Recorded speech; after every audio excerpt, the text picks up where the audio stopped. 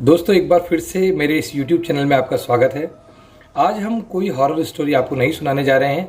आज कुछ ऐसे रियल एक्सपीरियंस के बारे में मैं आपको बताऊंगा जो काफ़ी डरावना है। एक्चुअली मेरा भांजा है जो कजाकिस्तान में रह के डॉक्टरेट की पढ़ाई कर रहा है। आज वो मुझसे मिला और मैंने उससे वर्बली ऐसे ही पूछा कि कैसा है तुम्हारा, वहाँ मन वगैरह लग गया, वहाँ और यहाँ में इंडिया में काफ़ी डिफरेंसेस है, तो उनके बारे में मैं उससे चर्चा कर रहा था।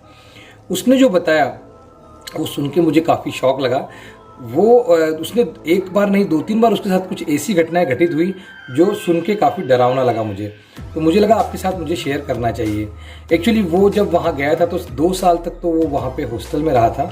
बाद में उन्होंने वहाँ बाहर अपार्टमेंट में शिफ्ट कर गए थे 3-4 दोस्त मिलके। तो उससे मैंने पूछा कि क्या हुआ था, तो उसने जो घटना बताई वो मैं आपको सुनाऊँगा।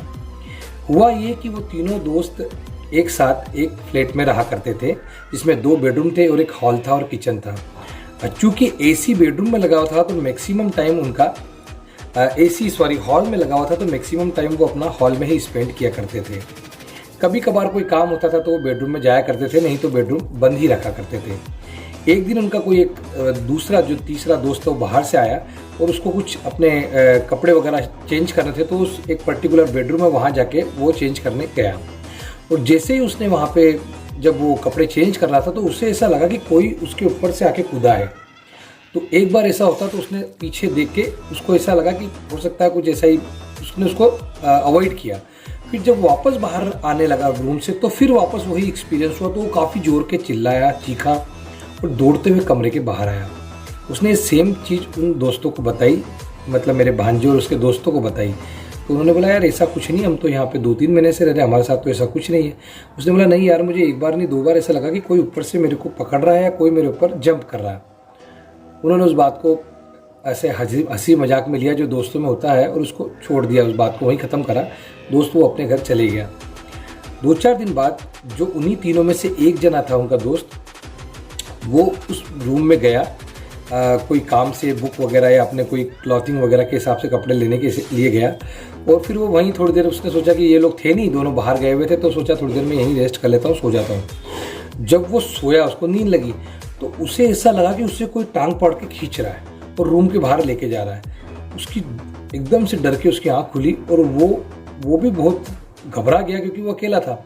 वो फटाफट रूम से आया और हॉल में आके और लॉक करके सीधा बाहर आ गया और इनको फ़ोन लगाया। फिर ये लोग आए तो उसने ये घटना उनके साथ भी शेयर की कि यार मैं वहाँ रूम में सो रहा था।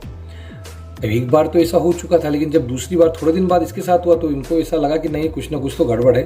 फिर उसने बोला नहीं यार तुझे नींद में ऐसा, इसको भी कन्विंस करने की इन्होंने कोशिश की कि तुझे नींद में ऐसा लगा होगा कि कुछ अनएक्सपेक्टेड चीज़ ऐसी लगी होगी, कोई सपना देखा होगा। तो उसने नहीं, बोला यार सपना देखा ही नहीं, दिन का समय है और इतनी नींद भी नहीं आ रही थी, मैं तो थोड़ा रिलैक्स होने के लिए गया था और मुझे थोड़ी सी ऐसा सुस्ती सी आई और थोड़ी सी आँख लगी तो ऐसा लगा कोई मेरी टांगे पकड़ के खींच रहा है। इन्होंने तुरंत उस जो अपार्टमेंट है, जो फ्लैट है, उसको 2 या 3 दिन में खाली कर दिया। तो फिर बाद में ये दूसरी जगह शिफ्ट हो गए। अभी वहाँ ऐसी कोई प्रॉब्लम नहीं है। मैंने बोला कि यार ऐसा, वहाँ तो इतनी बड़ी बाहर के लोग हैं, ऐसा कुछ या बड़े उन्नत लोग बताते हैं यहाँ से विदेशों में ऐसा कुछ। बोला नहीं मामा ऐसा कुछ नहीं है, सब जगह ऐसी कोई ना कोई अननेचुरल चीज़ें होती है जो आदमी को प्रभावित करती है। फिर उसने एक और किस्सा बताया कि ऐसा उनके एक दोस्त के साथ भी हुआ था। वो भी ऐसे ही पास में एक फ्लैट में रहा करते थे। वहाँ जो मकान होते हैं वो वुडन के होते हैं क्योंकि वहाँ ठंड में टेम्परेचर बहुत माइनस होता है। तो वो बताते हैं कि जब वो वहाँ रह रहे थे तो जब वो एक बेडरूम हॉल किचन का ही उनका फ्लैट था, वो एक फ्लैट में जब वो रूम में गए एक दो शिफ्ट होने के 2-3 दिन बाद, तो उन्होंने वहाँ किसी बच्चों के कपड़े को देखा, छोटे कपड़े जो आते हैं बिल्कुल छोटे बेबी के, वो पड़े हुए थे। तो उनको ऐसा लगा कि हो सकता है पहले जो रहता हो उसके रह गए हों, तो उन्होंने उनको निकाल के बाहर डस्टबिन में फेंक दिया। सेम घटना 2 दिन बाद होती है। 2 दिन बाद वापस वो आते कॉलेज से और फिर रूम में जाते तो वही कपड़े पड़े रहते, छोटे बच्चे के कपड़े वहाँ जमे हुए। फिर उन्होंने वापस उस कपड़े को निकाल के फेंक दिया। उसके बाद उनको जो है बच्चे के रोने की आवाज़ आने लगी। तो अभी भी उन्होंने इस चीज़ पे यकीन नहीं किया। डॉक्टरी की पढ़ाई कर रहे हैं और आजकल के बच्चे हैं, वो बोले कि हो सकता है कि लकड़ी के मकान है और पास में घर रहते हैं तो साउंड प्रूफ इतना रहता नहीं, तो हो सकता है पास में से आ रही हो। उन्होंने आसपास देखा, चूँकि वहाँ लोग कम हैं तो सब घर बंद रहते हैं, तो उनको ऐसा लगा कि हाँ हो सकता है पास में कोई छोटा बच्चा रहता हो। फिर 2-3 दिन वो आवाज़ नहीं आई। फिर तीसरे दिन चौथे दिन वो वापस बच्चे के रोने की जोर जोर के आवाज़ें आने लगी। वो काफ़ी डर गए। तो डर के फिर उन्होंने अपना घर बंद किया, सो गए। ये घटना जो होती थी रात के समय होती थी।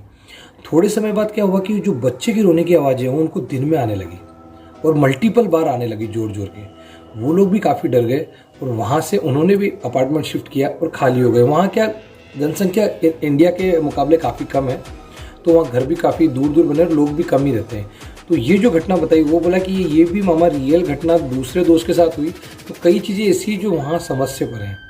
अब इसको आप क्या समझेंगे, क्या जानेंगे, आप मुझे अपने कमेंट्स में, मेरी कमेंट्स में अपनी राय ज़रूर बताइएगा। और आशा करता हूँ कि जो ये मैंने आपको एक्सपीरियंस शेयर किए हैं आपको अच्छे लगे होंगे। और अगर आपको अच्छे लगे हो तो प्लीज़ मेरे चैनल को सब्सक्राइब कीजिएगा, वीडियो को लाइक कीजिएगा और शेयर भी कीजिएगा। Thank you. मिलते हैं नए वीडियो के साथ में। धन्यवाद।